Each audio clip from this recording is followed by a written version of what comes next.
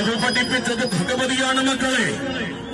ആനയടിയുടെ മണ്ണിൽ ആൾബലം ഇനിയുമുണ്ടെങ്കിൽ കൽപ്പിച്ചോളൂ. 10 കൊന്ന് 100 കൊന്നു.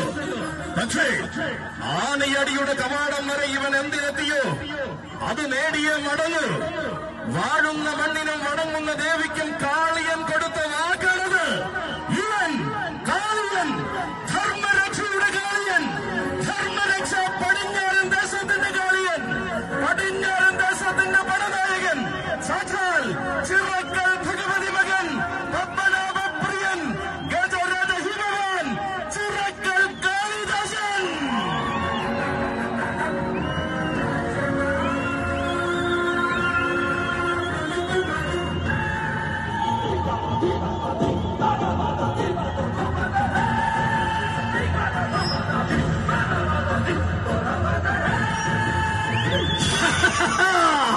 ധർമ്മരക്ഷ പടിഞ്ഞാറൻ ദേശത്തിന്റെ പടനായകനായി തന്റെ പേരും പെരുമയും ഇരട്ടിയാക്കി അവതരിക്കുകയാണ് കാളിയൻ.